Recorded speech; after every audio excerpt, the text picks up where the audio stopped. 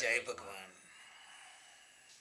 Shanti, what is the real essence of Patanjali's Raja Yoga. Raja Yoga? Yes. Patanjali is considered a founder of Raja Yoga. Yoga was known for thousands of years. But 200 BC, Patanjali put in the form called Yoga Sutras. Just in 2 pages, he describes entire philosophy of Raja Yoga. And there are so many scholars have written the commentaries on commentaries. But the real essence of Patanjali's teaching is, first, to be free from the world and all the contamination of the world so you can explore yourself. So let go of the past, let go of the future and consider world as a secondary means for survival. But beyond that, you go beyond and explore who you are.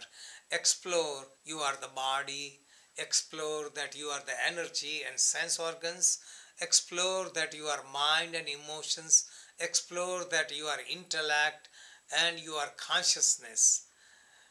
And Patanjali talks mostly about consciousness. Consciousness is called ahankar or I consciousness, awareness that I am. That is basic essence of our being. But when this consciousness is plugged into the body, it becomes the body. When it is plugged into the seeing or any sense organ, it becomes that sense organ. It is connected to the mind or emotion, it becomes mind and emotions. So all of us are caught into considering ourselves as body. We identify with our possession. We identify ourselves with our prestige, our religion, our race. We identify with our emotions, our dogmas, our mind. All this identification. So Patanjali teaches different techniques in Raja Yoga to free the consciousness so it stands by itself. And when consciousness stands by itself and you recognize this consciousness such like I exist is illusion. There is no such separate I. It is connected with universal I. And that experience is called samadhi, highest kind of samadhi. When you dissolve your total identity, your ego completely, you become free. And that is when you are liberated. This is the goal of yoga. Patanjali describes when you can isolate your consciousness by itself, then you have power that you can plug this consciousness into a plant, into the solar system, into your body, and you can get many miraculous power, and he calls them siddhis.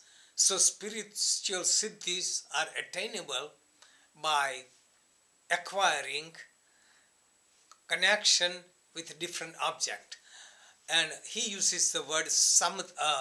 Sayama means concentration, meditation and samadhi on the same object. So consciousness becomes that and knows everything about it. So probably yogis knew about solar system, yogis knew about Ayurvedic cure, all this impossible thing 5,000 years ago without the tools, because intuitively they practice Sayam to know about mysteries of life. And those are the miracles.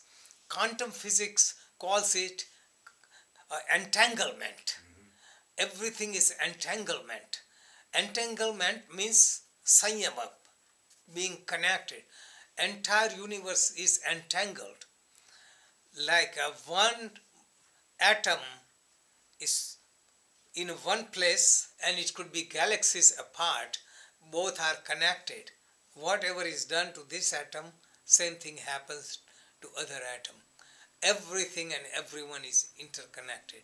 So quantum physics and Patanjali Yoga Sutras are similar.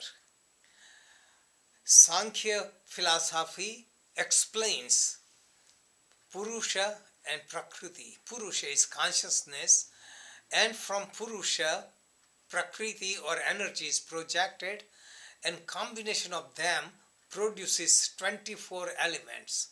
These 24 elements are the elements in the world, which includes 5 Mahabhutas, means earth, water, fire, air in the space, 5 sense objects, 5 sense organs, 5 motor organs, mind, buddhi or intellect, ahankar means I consciousness, and chitta means unconscious mind. So these 24 elements are in the world. So Patanjali teaches how to gain mastery over 24 elements and experience the reality that self is beyond all these 24 elements. Jai Bhagwan.